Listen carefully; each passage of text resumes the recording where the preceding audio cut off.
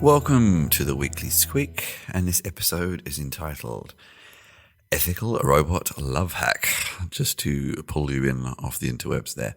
This is Christian Chiller with my weekly roundup of things from the internet that interested me, sometimes plus an interview. No interview today.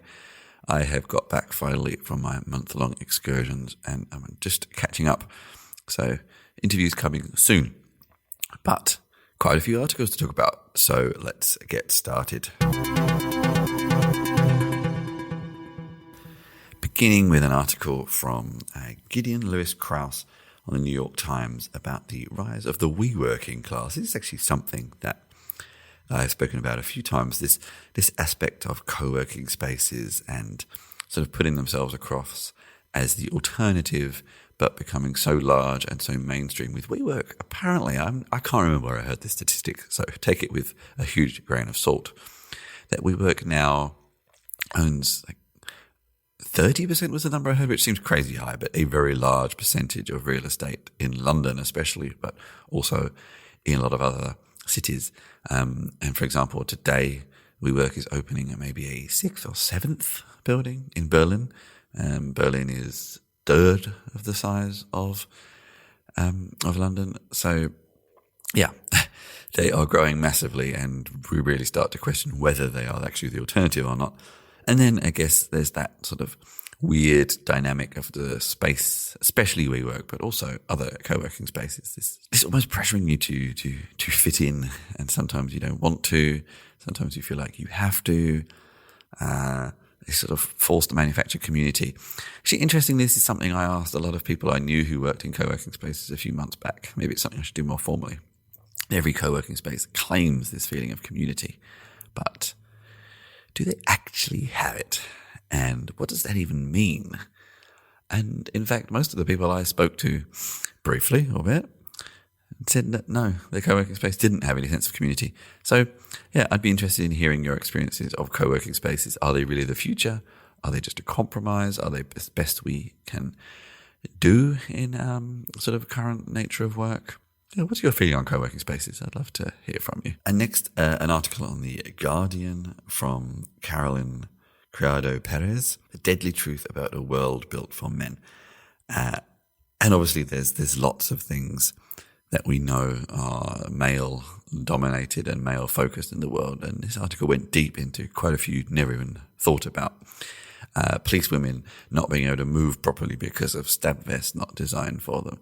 Crash test dummies. Well, people involved in crashes in a far worse way, because up until relatively recently, car manufacturers only tested with male-shaped crash test dummies. And there's a wonderful picture, actually, of a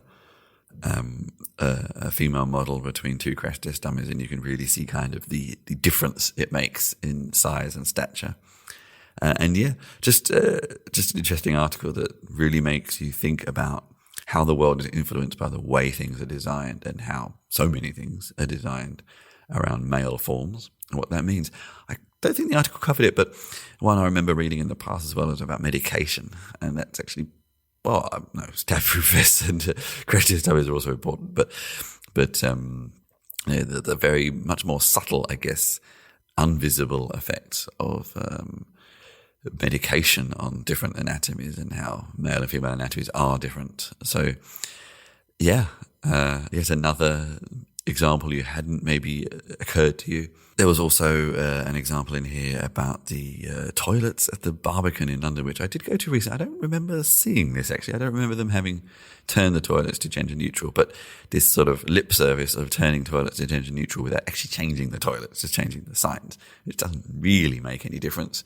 And I feel like we've talked about this on the podcast, but I can't remember when. I know I've talked about it with friends, this aspect of, the very makeup of toilets and the way they work, and that even when you just turn old toilets into multi-purpose, the gender still tends to split off, or those identifying as genders tend to split off because people aren't necessarily comfortable weeing in public with each other. It's interesting, actually, because a lot of toilets in Europe, well, often in bars and restaurants especially, even though they're very small, they tend to be kind of partially shared. Although I don't know, people bring this up as an example, but often they're very small as well. So there's not that, I don't know if there's that much of an advantage to them, but maybe people are more used to go to the toilet together. I don't know. They're quite different setups, but just these further and further aspects of too many male designers not involving female designers to answer some sometimes very obvious questions and solve some, I guess, big problems, but fairly simple problems if you just involved other people in the process. Next, an article in Technology Review by Mike Orcutt that grabbed my attention because I still am doing a lot of work in the blockchain space. An article about blockchains being hacked. And I don't know if hacked is necessarily the right word. It's more about gaining control, the consensus algorithms that are often designed to protect users in blockchains being overwhelmed and broken. I suppose hacked is a good enough word, but not strictly hacking per se. And how this has happened to more than you would expect when one of the big selling points of blockchain is it's unhackable. And of course, that's always, if you use a phrase like that, people will want to find a way to counter that and disprove you.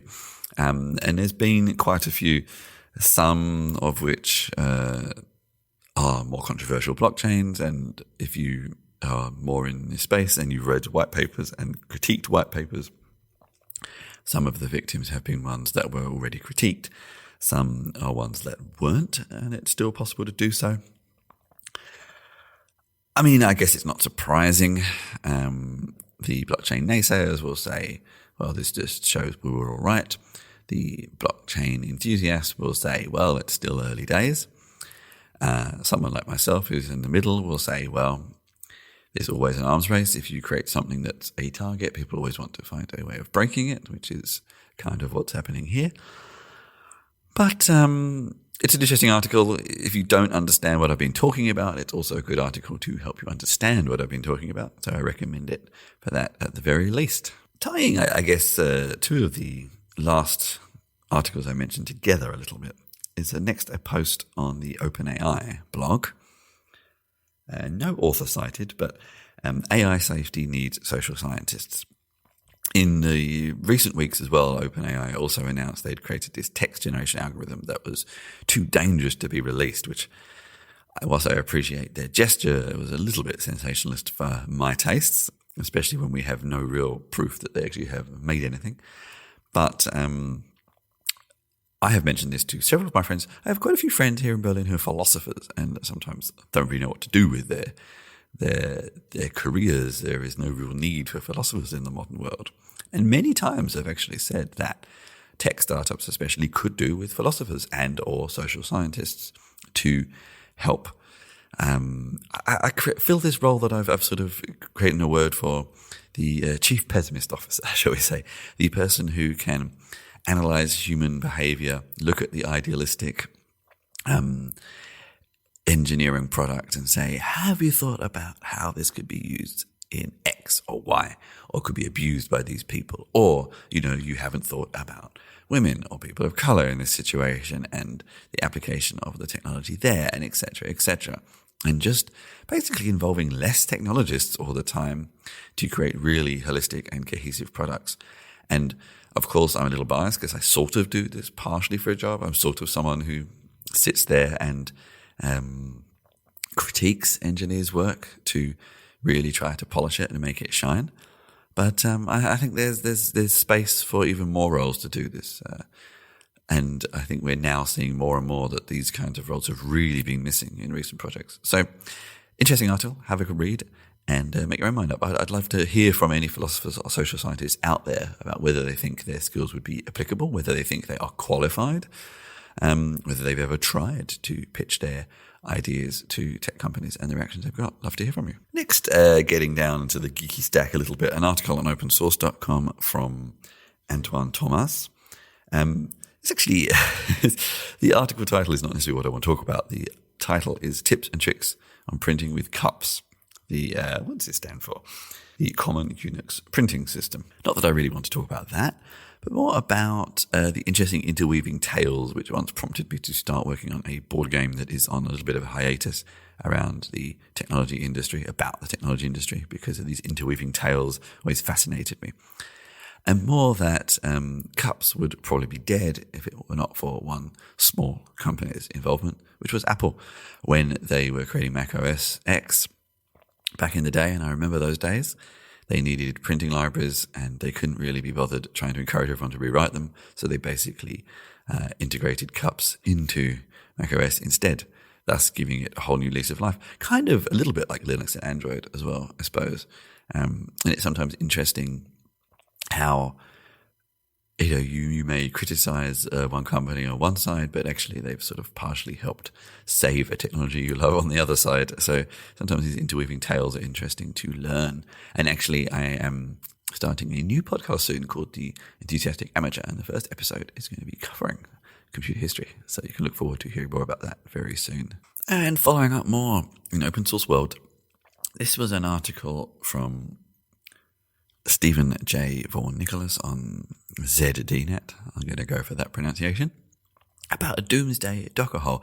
This was an interesting article because it talked about a huge vulnerability in Docker and thus many products that are using Docker images that didn't really get that much coverage. And I wonder why. I wonder if it was a bit of a non-story, if it was patched very quickly, if the story was wrong. But if you are using Docker, then I would recommend you took a quick read of this and the Docker security notes to check that Docker, Kubernetes, Mesos, whatever you're using that use Docker images, is patched and not exposed to this hole anymore. And a lot of the vulnerability was basically around having malicious containers running next to your other containers. And a lot of people will download images and run them on various systems without really checking the details. So I guess the take-home salient piece of information is to always check the images and containers you're running before deploying them. Don't just download, run without ever checking their provenance and what's going on inside them. And an article now on Wired from Chris Stokel-Walker on Article 13, a European Union directive around copyright proposals. This is one that I keep following, and it's strange how some, like GDPR, for example, got so much coverage, I guess because of the personal effect it had on people. But Article 13 has had less coverage, even though it stands to be way more dangerous, mostly proposed by copyright holders or those interested in copyright in the European Union. For example, companies like Axel Springer, a huge publishing company here in Germany, not really for the good of the people, despite what they will make you think, really for the good of the industry and the old media industry at that. The article has kind of been bounced back and forth between industry, the regulators, and activists and those interested in internet freedom.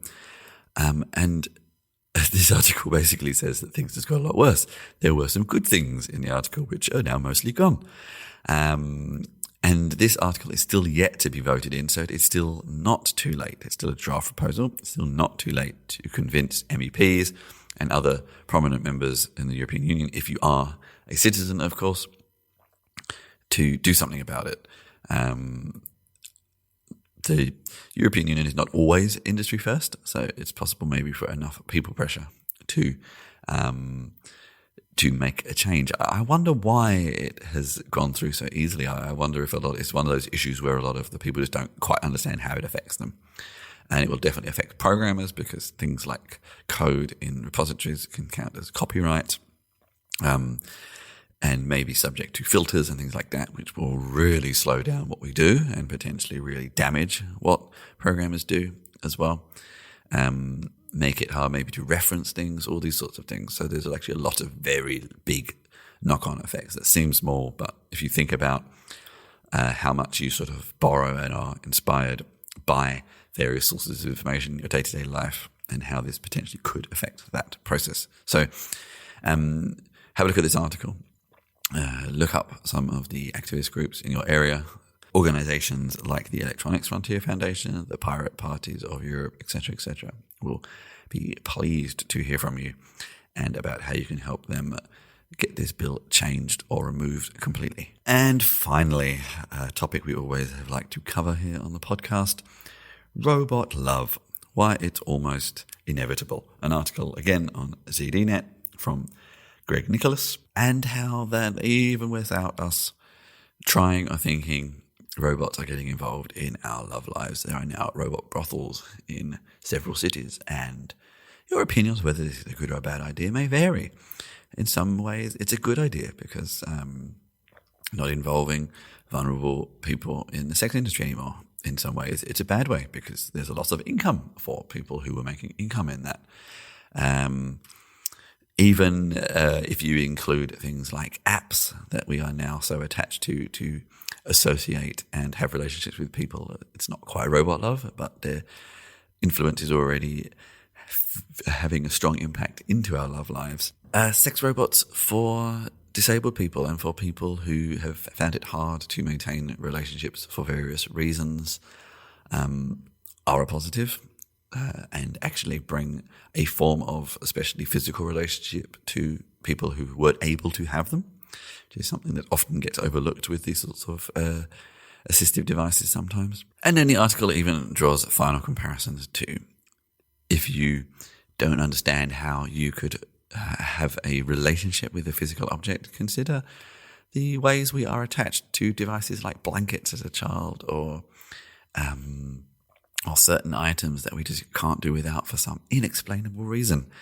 And that might make you start to understand how a device that is literally talking to you, providing you physical pleasure and comfort, well, it talks to you in a reasonably good way. Let's face it, humans are not always as smart as we think and don't always give us good conversations as we think, whereas a robot probably could.